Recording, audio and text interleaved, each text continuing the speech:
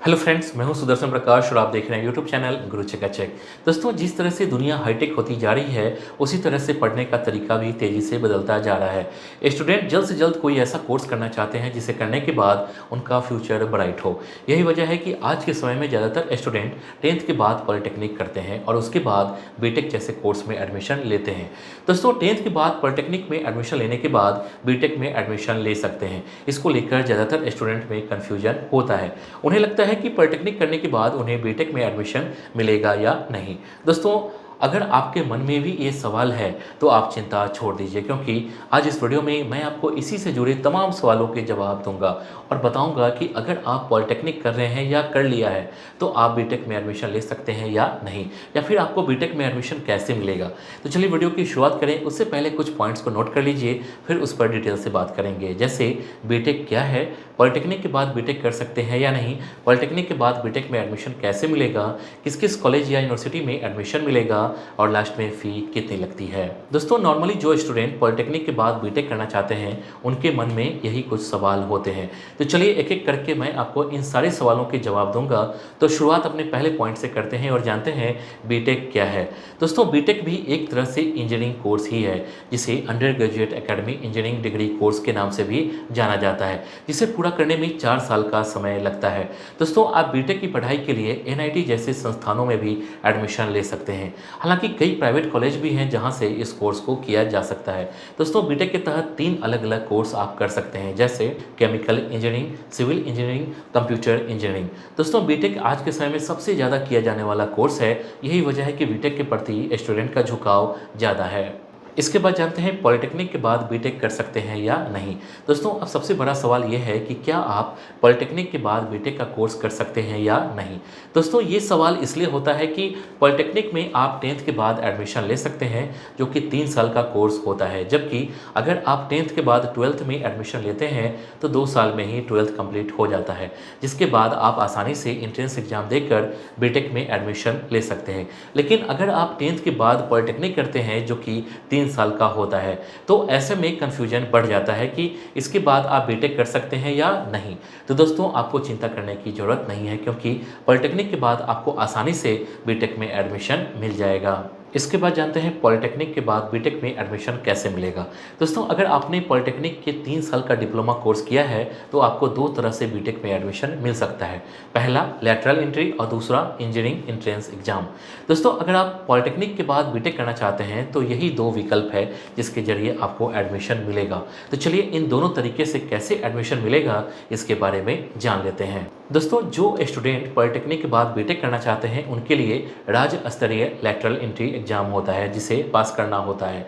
अगर आपने इस एग्जाम को पास कर लिया और अगर आपके अच्छे नंबर आए तो आपको एडमिशन मिल जाएगा। हालांकि इस एग्जाम को पास करने के बाद आप राज्य स्तरीय कॉलेज में एडमिशन मिलेगा, लेकिन अच्छी बात यह है कि अगर आपने इस एग्जाम को पास कर लिया तो आपको डायरेक्ट सेकेंड ईयर में एडमिशन मिल जाएगा। वहीं कुछ यूनिवर्सिटी कॉलेज आपको कुछ एलिजिबिलिटी क्राइटेरिया के तहत डायरेक्ट सेकेंड ईयर में एडमिशन देते हैं। वहीं अगर आपको इसके बारे में ज़्यादा जानकारी चाहिए और इंडिया की बेस्ट यूनिवर्सिटी से ये कोर्स करना चाहते हैं तो आप कॉलेज विद्या वेबसाइट पर जाकर देख सकते हैं। यहाँ UG, PG and other online courses है जहाँ से अपना कोर्स सिलेक्ट कर सकते हैं।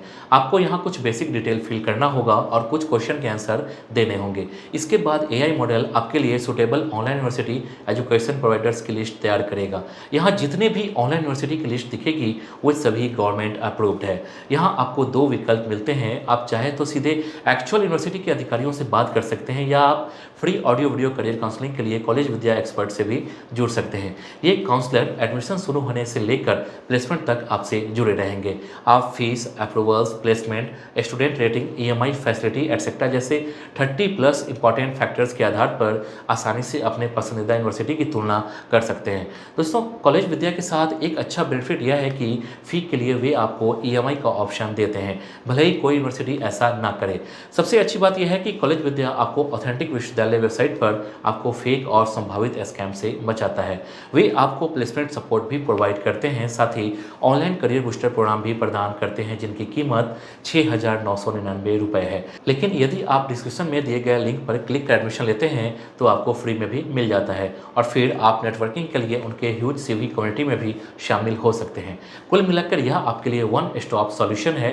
वेबसाइट का लिंक डिस्क्रिप्शन बॉक्स में दिया हुआ है। इसके बाद जानते हैं किस किस कॉलेज या यूनिवर्सिटी में एडमिशन मिलेगा।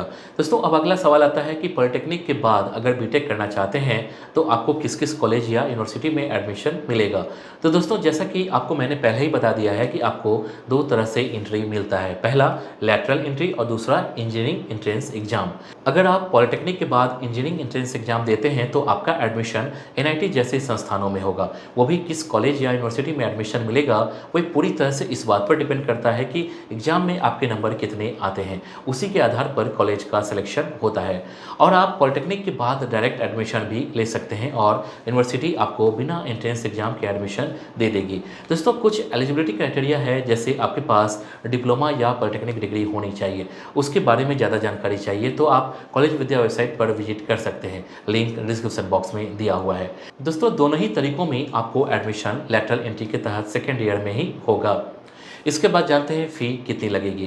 दोस्तों अब आखिरी सवाल ये उठता है कि पॉलिटेक्निक के बाद अगर आप बीटेक में एडमिशन लेते हैं तो फ़ी कितनी लगेगी। तो दोस्तों जैसा कि आप जानते हैं कि आज के समय में हर कॉलेज या यूनिवर्सिटी का अलग अलग क्राइटेरिया होता है, तो आपको फ़ी भी उसी के हिसाब से लगेगी। अगर आप सरकारी कॉलेज में एडमिशन लेते हैं तो फ़ी आपकी 3 से 7 लाख के बीच हो सकती है, जबकि अगर आप किसी प्राइवेट संस्थान में एडमिशन लेते हैं तो आपकी फ़ी अलग होगी। तो दोस्तों अगर फ़ी के बारे में जानना चाहते हैं कि फ़ी कितनी लगेगी तो आप उस कॉलेज की वेबसाइट पर जाकर चेक इन कर सकते हैं, जहां आपको फ़ी को लेकर सारी जानकारी मिल जाएगी। तो दोस्तों इस वीडियो के लिए बस इतना ही। उम्मीद करता हूं कि आपको ये वीडियो पसंद आई होगी। इस वीडियो से रिलेटेड नेक्स्ट वीडियो का आपको किस टॉपिक पर चाहिए आप हमें कमेंट कर बता सकते हैं। वीडियो पसंद आई तो वीडियो को लाइक कीजिए और चैनल को सब्सक्राइब जरूर कीजिए। Thank you.